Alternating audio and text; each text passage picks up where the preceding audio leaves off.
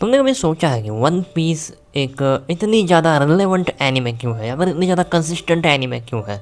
कभी ऐसा नहीं हुआ कि वन पीस की क्रेज़ नीचे गिर गई। लोगों को ज़्यादातर वन पीस पसंद है और जो वन पीस फैंस हैं वो उसे देखना छोड़ ही नहीं पाते। उन्हें एक बार वो वन पीस में आ जाए, एक बार वन पीस में इंटरेस्ट दिखाना स्टार्ट कर दे, वो छोड़ ही नहीं पाते उस एनिमे सीरीज़ को। इसका कारण क्या है एक्चुअली? देखो, वन पीस नॉर्मली लोग ये कहते हैं कि वन पीस अच्छा है अपनी वर्ल्ड बिल्डिंग की वजह से, क्योंकि वो बहुत ज़्यादा वर्ल्ड बनाते हैं, बहुत ज़्यादा एक्सप्लोर करवाते हैं, तुम्हें अलग अलग जगहें दिखाते हैं।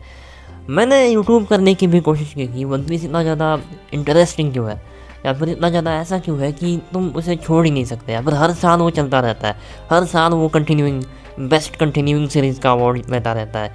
इवन मुझे लगता है वन पीस के आने के बाद कितने सारे एनिमे आए होंगे और गए होंगे, लेकिन वन पीस का हमेशा टॉप पे रहना ये एक आम बात है हमेशा। चाहे तुम इवन मांगा प्लस ऐप पे भी देखो, उसकी मांगा भी हमेशा टॉप पे होती है।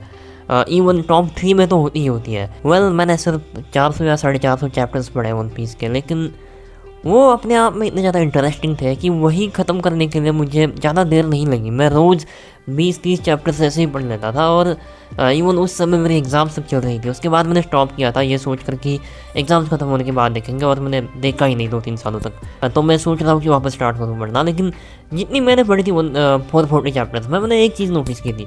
वन पीस में जब तुम तो स्टोरी को आगे बढ़ते रहते हो, स्टोरी जिस तरह ग्रो होती रहती है, उस तरह सिर्फ वर्ल्ड बिल्डिंग ये एक कॉन्सेप्ट नहीं है। किसी एक कैरेक्टर को या फिर जो भी टोटल वेरिएबल है पूरे की पूरी स्टोरी के, चाहे वो कैरेक्टर्स हो, चाहे वो कोई जगह हो, किसी जगह के बारे में कोई जानकारी हो, या फिर चाहे वो सिचुएशन हो, या फिर एक्चुअल स्टोरी हो, ये नॉर्मल एनिमेज में ये होता है कि पहले राइटर क्या करता है, इन सभी चीज़ों को सेट करता है, इन सभी चीज़ों को एक fix set of amount of variables देता है। मतलब जैसे कि तुम डेथ नोट मान लो, डेथ नोट में जो जो इवेंट्स हुए थे तुमने देखा होगा कि ज़्यादातर तुम्हें पता है कि पर्टिकुलर कैरेक्टर्स के बीच में ये चीज़ें होंगी ज़्यादातर। अगर कोई प्लॉट ट्विस्ट भी होता है तो कोई कैरेक्टर जो इसका रीज़न होगा तो वो उसके पीछे वही इंसान होगा जो उस सेट ऑफ वेरिएबल में एक्चुअली अवेलेबल है।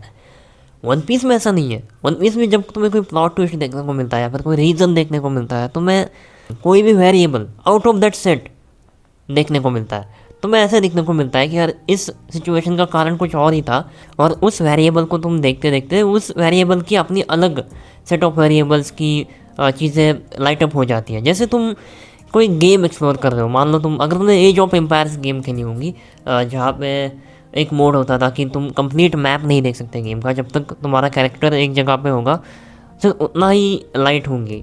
अगर आगे जाओगे आप थोड़ा सा तो वहाँ पे लाइट आएगी, जहाँ पे आप जाओगे वहाँ पे लाइट आएगी, और तुम्हें दिखेगा कि वहाँ पे क्या क्या है। Same goes with one piece. तुम्हें जैसे जैसे तुम स्टोरी में आगे बढ़ते रहते हो, तुम्हें और चीज़ें, नई चीज़ें मिलती ही जाती है। जैसे कि वर्ल्ड बिल्डिंग लोग कहते हैं, वर्ल्ड बिल्डिंग ऐड होती रहती है, लेकिन ये सिर्फ वर्ल्ड बिल्डिंग की बात नहीं है। उसके पीछे जो कैरेक्टर होते हैं, उनके कैरेक्टर के रीजंस कि आज उस कैरेक्टर का बिहेवियर ऐसा क्यों है, और इसका कारण एक्चुअली ये था। ये तो नॉर्मल एनिमेज में होता ही रहता है, जैसे कि नारुतो में तुम्हें बताएंगे कि कोई कैरेक्टर किसी का पास्ट कैसा था। लेकिन वन पीस में एक और चीज़ इसमें यह है कि सिर्फ उस कैरेक्टर का पास्ट या फिर उस कैरेक्टर की जर्नी दिखाने से ज़्यादा उस कैरेक्टर से रिलेटेड जो भी कंप्लीट वेरिएबल्स थे, सेट ऑफ वेरिएबल्स, उस कैरेक्टर का गाँव, उस कैरेक्टर के आसपास के लोग, या फिर उस कैरेक्टर की जो सिचुएशन थी, वो सभी के सभी वेरिएबल्स किस तरह बदलते हैं। और कंप्लीट नॉर्मली मैं कहूँ आसान भाषा में तो जियो पॉलिटिक्स वन पीस में तुम्हें यह दिखता है कि तुम अगर एक कैरेक्टर ऐसा है तो वो किस जगह पर रहता है, तो उस जगह के जियो पॉलिटिक्स क्या थे, उस जगह के साथ क्या हुआ, क्या रीजंस थे जिन्होंने ऐसा किया कि वो एक कंप्लीट सेट ऑफ प्लेस इस प्लेस में बदल गया। और उसके साथ उस कैरेक्टर को लेकर आते हैं ओडा, और उस कैरेक्टर के बारे में जो स्टोरी होती है वो लिंक्स लगती जाती है आगे आगे फ्यूचर में। और सिर्फ एक चीज़ एक्सप्लोर नहीं होती है, ऐसा नहीं है कि तुम सिर्फ किसी कैरेक्टर की स्टोरी जानते हो। जैसे बाकी एनिमेज में ये होता है कि तुम्हें नॉर्मली रिलेशंस के बारे में बताएंगे, या फिर फ्रेंडशिप के बारे में बताएंगे, जैसे कि नारुतो, या फिर किसी एक पर्सपेक्टिव के बारे में बताएंगे। बट वन पीस में ऐसा है कि हर कैरेक्टर के पास अपनी एक कंप्लीट फिलॉसफी है, अपनी एक कंप्लीट प्रोफेशन की अपनी खुद की एक पहचान है। जैसे कि तुम्हें पता होगा लफ़ी वो बनना चाहता है पायरेट, वो अपने आप में इस बात को लेकर चलता है कि व्हाट बीइंग पायरेट इज़। फिर जोरो का जो ड्रीम है वो है कि एक बेहतर स्वॉर्ड्समैन बनना। So it is about what actually being a swordsman is.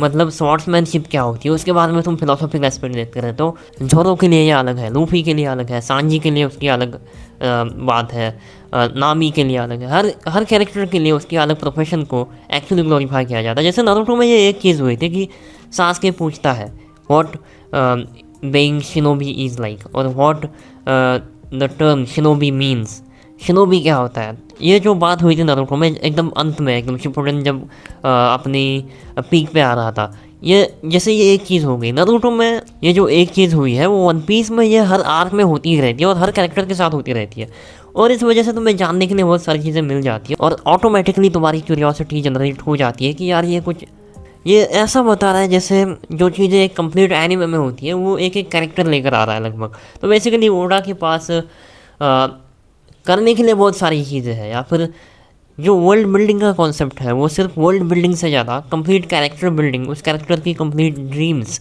उसकी कंप्लीट फिलॉसफी हर कैरेक्टर के लिए ओडा डिज़ाइन करता है और उसे किसी तरह डिज़ाइन करता है उस सिचुएशन से, और वो सिचुएशन ऐसा क्यों है और वो जोग्राफी ऐसी क्यों है, और जोग्राफिकल वर्ल्ड बिल्डिंग तो चलती ही रहती है, ये सब एक साथ चलता रहता है।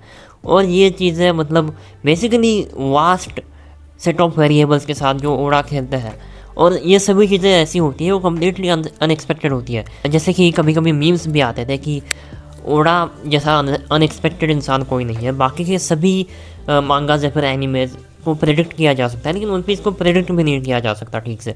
तो शायद ये ओडा की एक स्किल ही है कि वो चीज़ों को अनप्रेडिक्टेबल रखता है, बट क्योंकि इतना वास्ट सेट ऑफ वेरिएबल्स है उसके पास, तो वहाँ पे चीज़ों को अनप्रेडिक्टेबल रखना या फिर ऐसे रखना कि ये चीज़ क्या है कोई समझ ही ना पाए कि ये इसका एक्चुअल रीज़न क्या है इस पर्टिकुलर चीज़ का, वो कोई समझ ही नहीं पाएगा क्योंकि बहुत सारी पॉसिबिलिटीज़ आ जाती है ऑटोमेटिकली, क्योंकि तुम्हारे पास एक वास्ट सेट ऑफ कैरेक्टर्स और सिचुएशंस और फिजिकल प्लेसेस की ज़्यादा से ज़्यादा डिटेल्स, ये सब कुछ तुम्हारे पास बहुत ज़्यादा है। एट द सेम टाइम ऐसा भी नहीं होता वन पीस में कि तुम कोई एक कैरेक्टर के बारे में ही जानते आ रहे हो तो तुम उसी के बारे में जानते आओगे।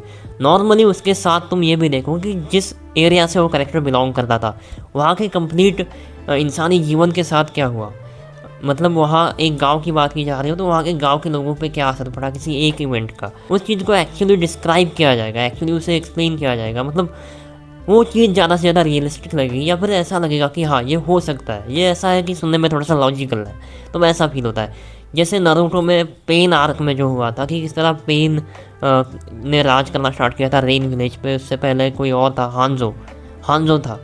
हांजो के जाने के बाद पेन की विलेज का क्या हुआ था, जिसे थोड़ा सा बताने की कोशिश की थी किशिमोटो ने।